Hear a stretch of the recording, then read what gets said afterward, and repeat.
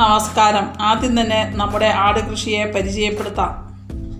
40 അടി നീളവും 7 അടി വീതിയിലുമാണ് നമ്മുടെ ആട്ടുംകൂട് നിർമ്മിച്ചിരിക്കുന്നത്. ഇപ്പോൾ 5 കുട്ടികളും ബീറ്റൽ, മലബാറി, യമുനാപ്യാരി ഇനത്തിലുള്ള 9 വലിയ പെണ്ണാടുകളാണ് ഉള്ളത്.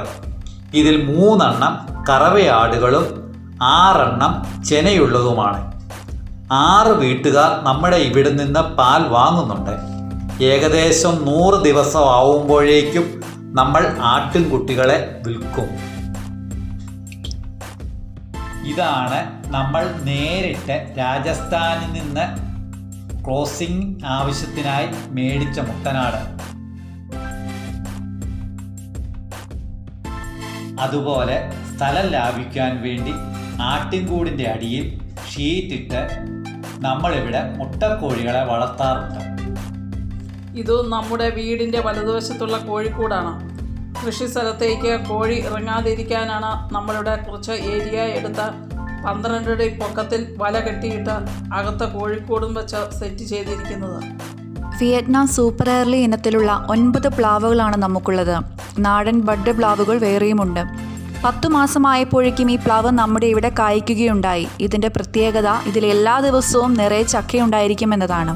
അതുപോലെ വിയറ്റ്നാം സൂപ്പർ എയർലിയുടെ തൈകൾ വിൽപ്പനയ്ക്കായും നമ്മളിവിടെ വെച്ചിട്ടുണ്ട്.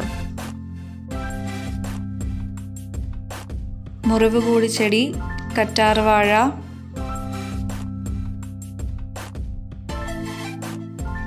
കശുമാവ്. 15 അടി നീളത്തിലും 10 അടി വീതിയിലും 5 അടി താഴ്ചയിലുമാണ് നമ്മൾ മീൻകുളം നിർമ്മിച്ചിരിക്കുന്നത്.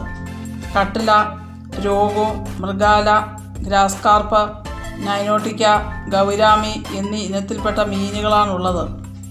ഈ കുളത്തിൽ നിന്ന് മീനുകളെ പിടിച്ചതിന് ശേഷം 10 ദിവസത്തോളം ടെറസിലെ കുളത്തിൽ ഇട്ടതിന് ശേഷമാണ് കറി വയ്ക്കാനായി ഉപയോഗിക്കുന്നത്.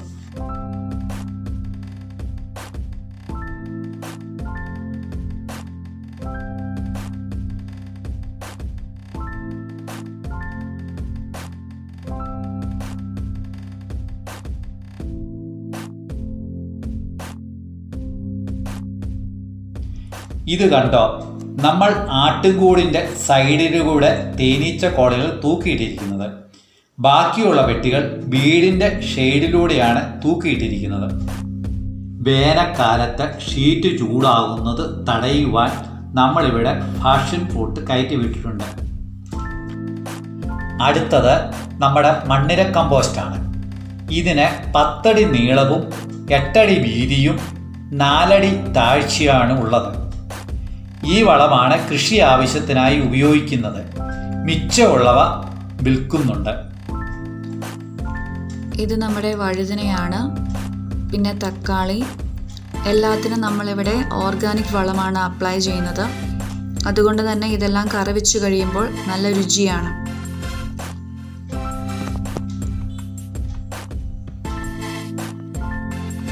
ഒരുപാട് ഔഷധ ഗുണങ്ങളുള്ള ചെറുപാവയ്ക്കാണിത്. ഇതിൻ്റെ പ്രത്യേകത കീടങ്ങളുടെ ശല്യം ഇല്ല എന്നത് തന്നെയാണ്. ഈ ചെറുപാവൽ ചെറിയ ചെടികളിലൂടെയും അതുപോലെ നമുക്കിവിടെ ഏകദേശം 40 ബഡ് കശുമാവുകളുണ്ട്, അതിലൂടെയുമാണ് കയറ്റിവിട്ടിരിക്കുന്നത്. വലിയ പാവലിന് സെപ്പറേറ്റ് നെറ്റ് വെച്ചുണ്ടാക്കിയ പന്തലാണുള്ളത്. ഇത് നമ്മുടെ ചേമ്പും വാഴയും ഒക്കെയാണ്. ചേനയുണ്ട്. റബ്ബർ തൈയുടെ ഇടയ്ക്കൂടെയാണ് ഇതെല്ലാം നട്ടിരിക്കുന്നത്.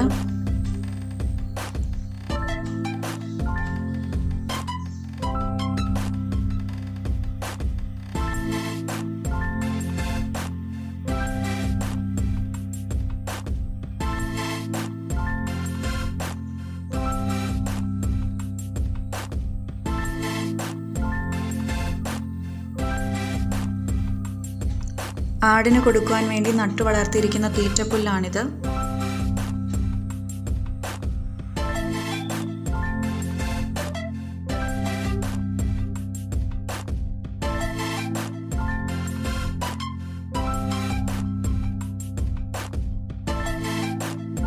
ബ്രഹ്മി, കുറ്റിക്കുരുമുളക്,